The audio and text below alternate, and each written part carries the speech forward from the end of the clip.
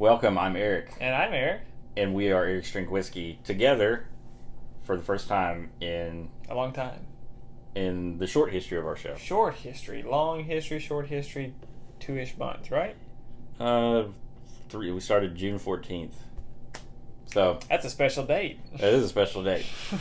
All right, so we've done bourbon and rye up until this point. We are taking a jump across the pond. We are celebrating Scotchtober with, actually, I think the whiskey that got us both started, kind of, and that is Scotch.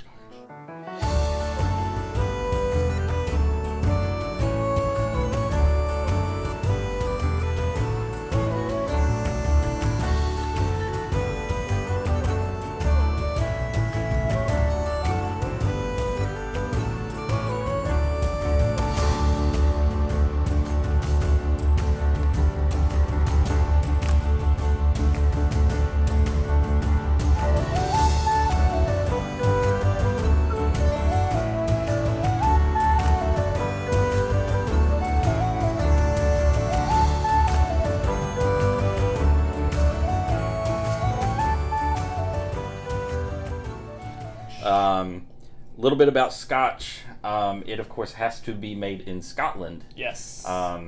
Makes a little bit of sense. It has to be made with barley. And For it to be a malt. For it to be a malt. Yeah. Well, no, it has to be made with barley or other cereal grains. Right.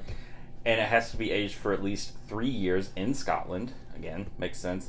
And it can't have anything in it except for added caramel coloring. And that's going to be a natural caramel coloring.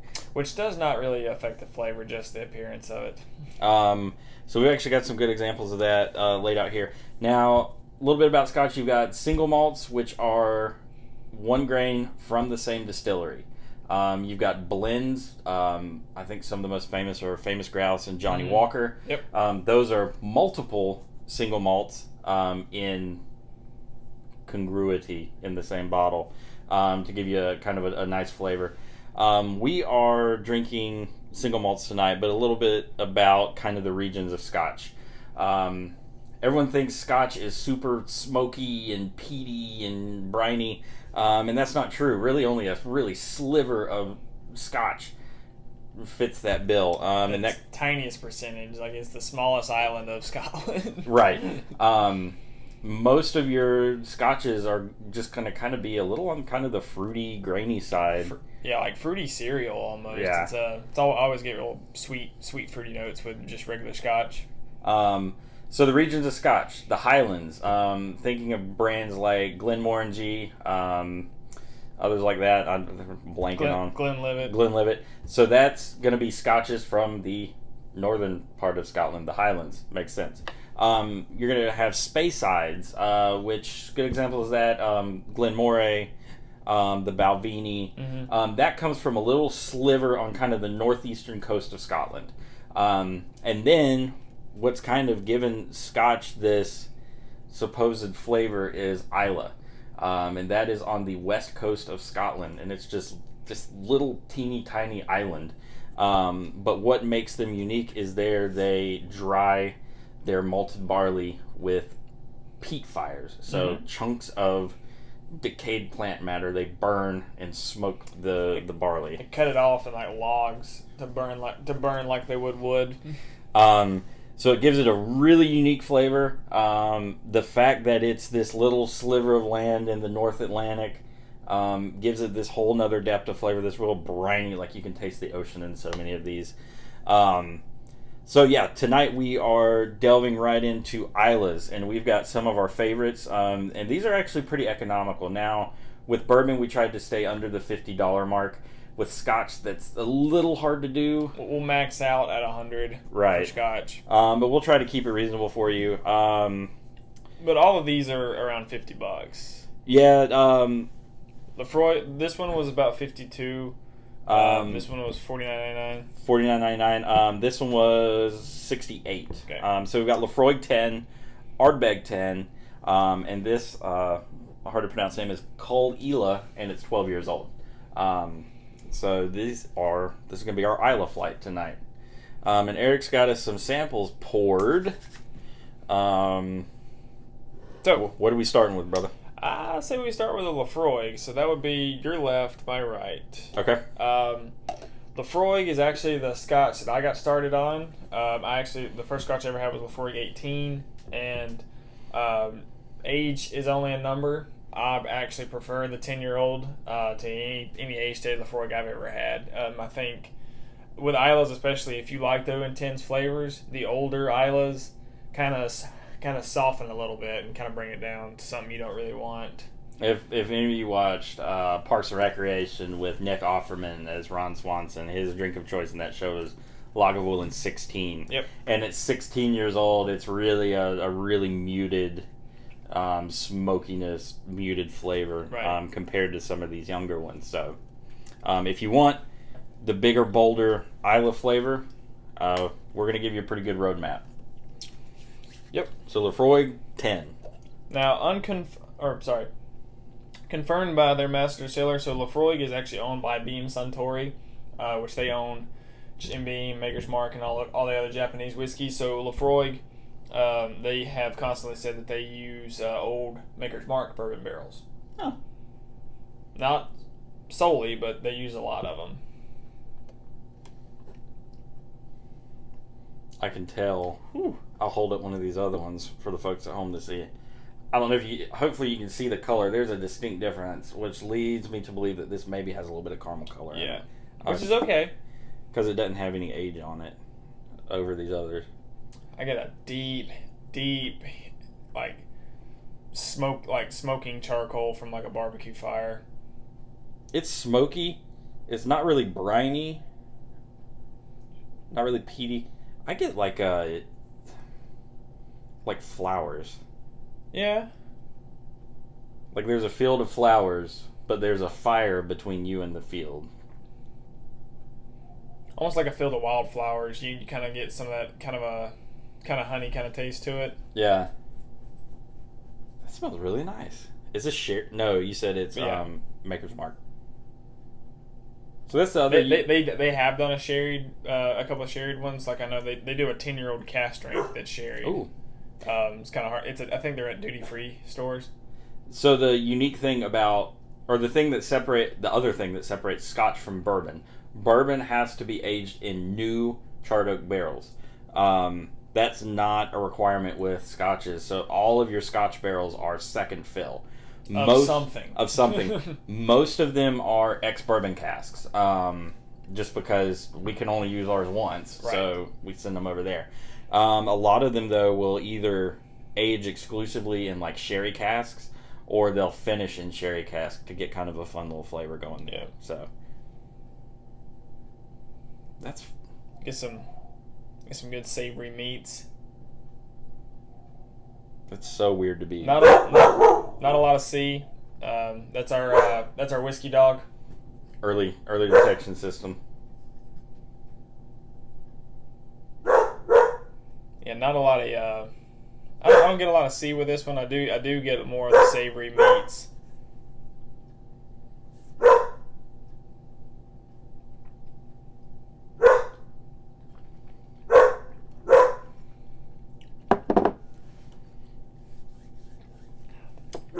A lot of char. Nice and sweet, though. A lot of smoke. Little grapey. Yeah. A lot of smoke, a lot of char. Again, no, I don't get the sea brine. No. This is a really smoky. Of the Islas I have tried, this is one of the smokiest. We're gonna drink it all, or we're gonna come back and rate these. I wouldn't come back and rate them. Almost drank all mine. Yeah, you can. It's okay. We'll do another pour. Yeah. That's really good.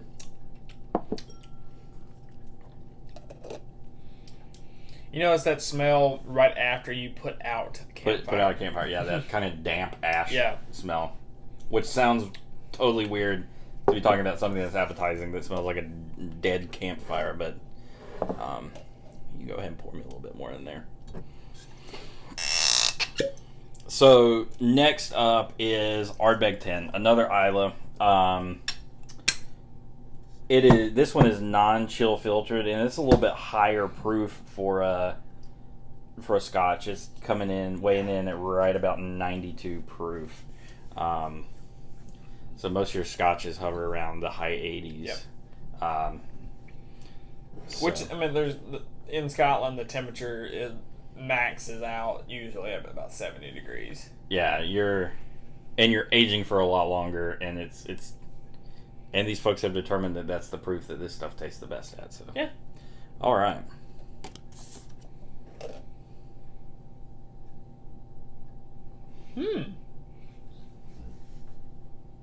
A little more honey sweetness on this one. It's almost perfumey. Yeah. Aromatic.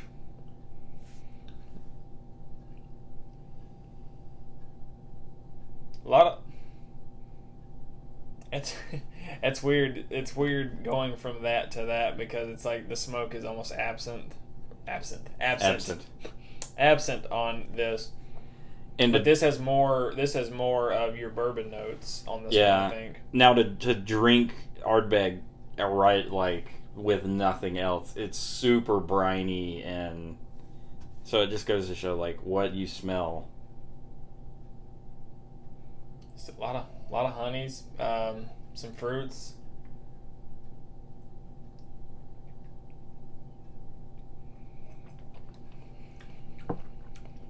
Oh yeah, there it is. There's the C.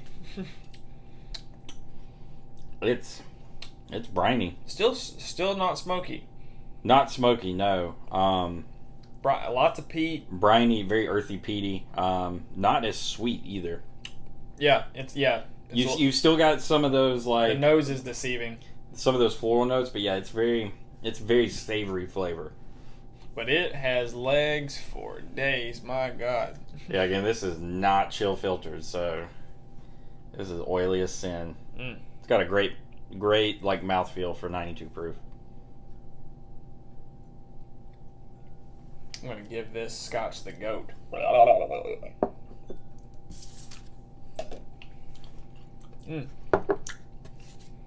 Huh. That was odd comparing those two. That was really strange. Never had them side by side. That kind of shocked me a little bit. Tastings like this are always weird and fun and unusual. So, Caol Ila, 12 years old. This is not one that is like, everyone's like, oh, I want to get me a bottle of Caol Ila.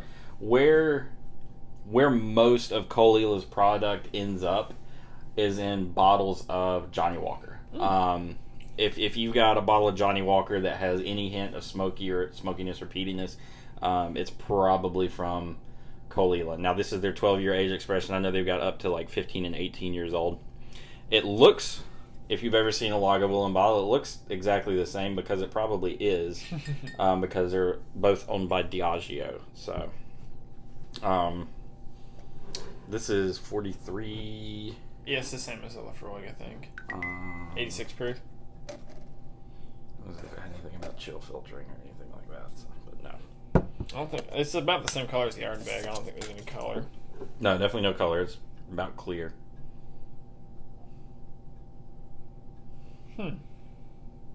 Same floral, perfumey, kind of honeysuckle. But it's got kind of a punch of a... I think it smells younger. I think it's like, even though it's 2 years older, I think it bites a little more youthful. It's like a pungent barley. It's got a... You ever had barley white dog? Have you ever had a barley? No.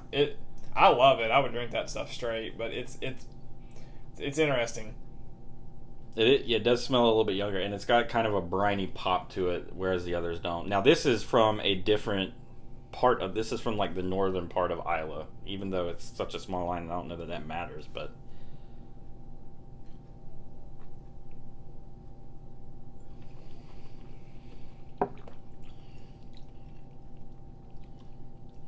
Oh.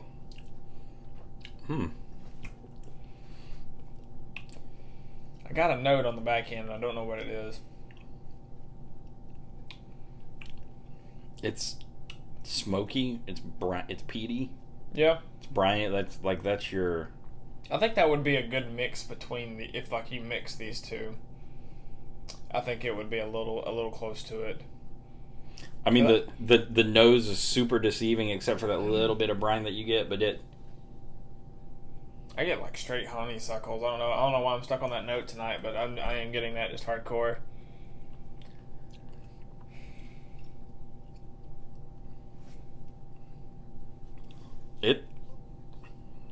That smoky peaty flavor really holds up. Mm.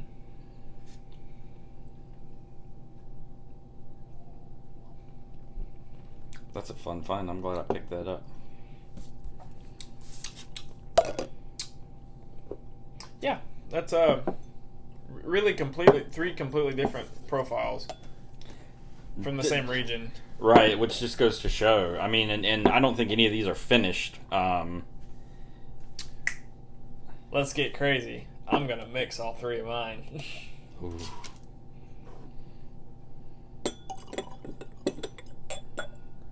Eric has now created a blended scotch. So, I'm gonna let that marinate for a second. I'm gonna take a stroll back through, see which one of these I like best. So I'm back on the Laphroaig. Whew. Smoky as hell, and it's so charry. It is. It's the nose is very similar to the Caol Ila. It's got that smokiness with that real floralness. Ah, that's so crazy. I never would have. Just shows what a Philistine I am when it comes to Scotch. All right. Ooh, but it is smoky.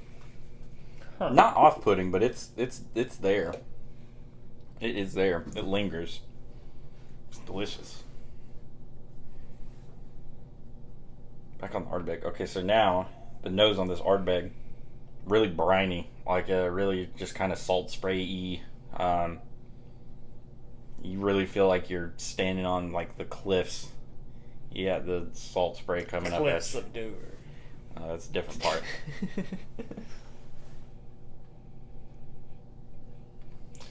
This has turned into straight iodine and Band-Aids.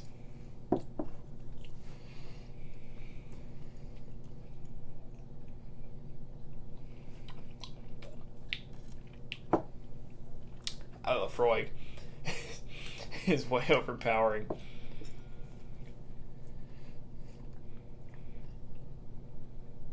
All right.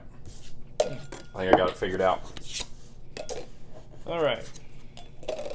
You want to hear? Okay, you mixed all yours. I can tell you what I can tell you which one I like the best. Why don't you go first then? I'm wanting to see out of those three, I like the Ardbeg. It's been a while since I've had Laphroaig 10, and I love Laphroaig, but drinking that side by side and knowing and tasting the contrast of smoke and charcoal between the two, the charcoal was a little off-putting. Not gonna lie. In the context of the other two, I'd have to agree. I think if I was drinking it on its own, yeah, it'd be fine. But side by side with two others that don't have that flavor, it's a little like, huh, really? Yeah. I still taste it. So I would go Ardbeg, and then a two-way tie between these two. Okay. So I'm with you. I loved the nose on Laphroaig. It was really surprising, but yeah, that kind of charcoal soggy fireplace taste was like, eh. And again, probably only picking that up because we're pitting it against two others that don't have that flavor. I love the brininess, the saltiness, the savoriness of the Ardbeg. I think for me the Caol Ila wins out because it still had a little smoke. It had a touch of the brine, but it carried that kind of floralness through from the nose. So the unsung hero, plain old label. You want to try the mixed? Hell yeah, I want to try the mix. See, now I smell just straight Ardbeg off of this. Wait, do you taste it? The nose is deceiving.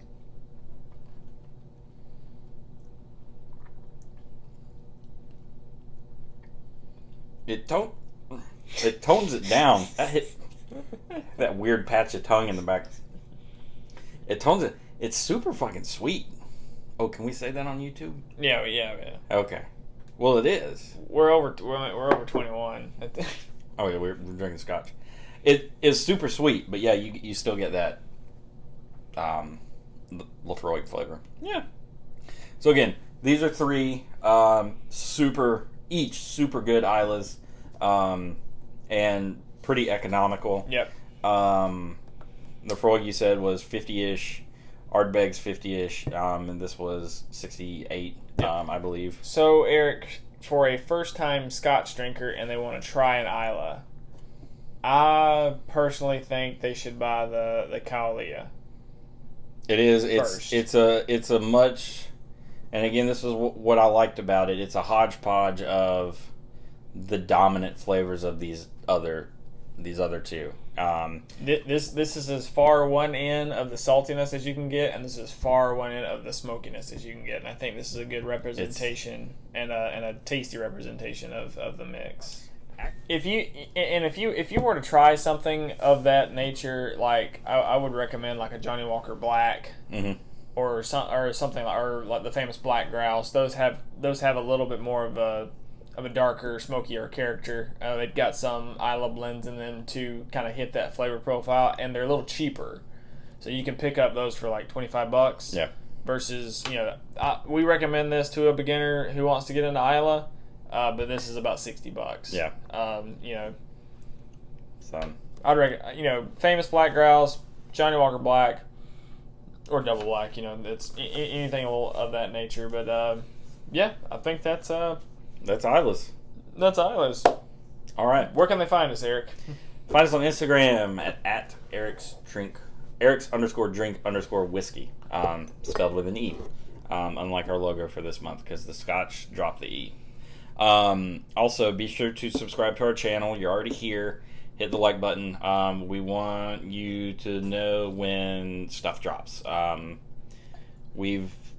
Especially during Bourbon Month, we were trying to crank stuff out. We were playing with some odd dates and times, so that's really the only way you're going to get notified between that and Instagram. So, again, follow us, subscribe.